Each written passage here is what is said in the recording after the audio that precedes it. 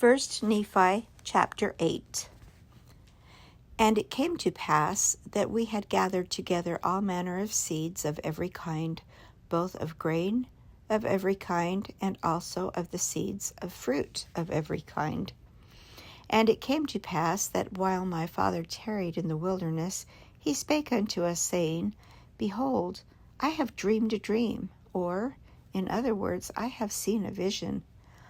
And behold, because of the thing which I have seen, I have reason to rejoice in the Lord because of Nephi, and also of Sam. For I have reason to suppose that they, and also many of their seed, will be saved.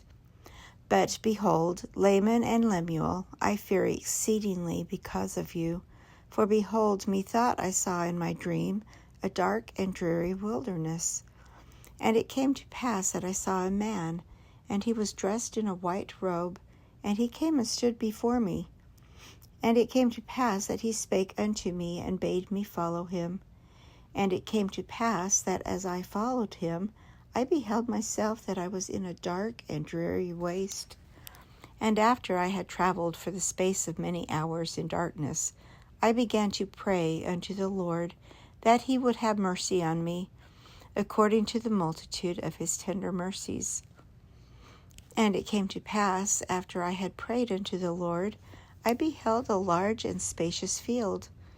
And it came to pass that I beheld a tree, whose fruit was desirable to make one happy.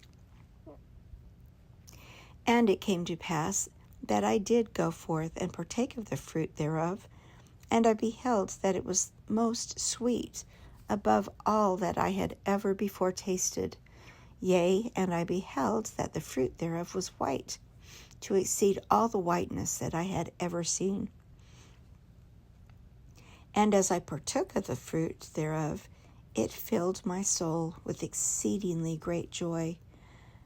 Wherefore I began to be desirous that my family should partake of it also, for I knew that it was desirable above all other fruit.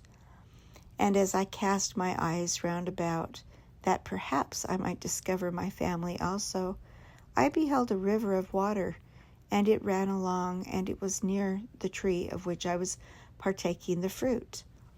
And I looked to behold from whence it came, and I saw the head thereof a little way off, and at the head thereof I beheld your mother Sariah, and Sam, and Nephi, and they stood as if they knew not whither they should go. And it came to pass that I beckoned unto them, and I also did say unto them with a loud voice that they should come unto me, and partake of the fruit, which was desirable above all other fruit. And it came to pass that they did come unto me, and partake of the fruit also. And it came to pass that I was desirous that Laman and Lemuel should come and partake of the fruit also. Wherefore I cast mine eyes towards the head of the river, that perhaps I might see them. And it came to pass that I saw them, but they would not come unto me and partake of the fruit. And I beheld a rod of iron, and it extended along the bank of the river, and led to the tree by which I stood. And I also beheld a straight and narrow path, which came along by the rod of iron, even to the tree by which I stood. And it also led by the head of the fountain unto a large and spacious field, as if it had been a world. And I saw numberless concourses of people, many of whom were pressing forward, that they might obtain the path which led unto the tree by which I stood. And it came to pass that they did come forth and commence in the path which led to the tree. And it came to pass that there arose a mist of darkness, yea, even an exceedingly great mist of darkness, insomuch that they who had commenced in the path did lose their way, that they wandered off and were lost. And it came to pass that I beheld others pressing forward, and they came forth and caught hold of the end of the rod of iron, and they did press forward through the mist of darkness, clinging to the rod of iron, even until they did come forth and partake of the fruit of the tree. And after they had partaken of the fruit of the tree, they did cast their eyes about as if they were ashamed. And I also cast my eyes round about, and beheld on the other side of the river of water a great and spacious building, and it stood as it were in the air, high above the earth. And it was filled with people, both old and young, both male and female, and their manner of dress was exceedingly fine. And they were in the attitude of mocking, and pointing their fingers towards those who had come at and were partaking of the fruit. And after they had tasted of the fruit, they were ashamed, because of those that were scoffing at them. And they fell away into forbidden paths and were lost. And now I, Nephi, do not speak all the words of my father.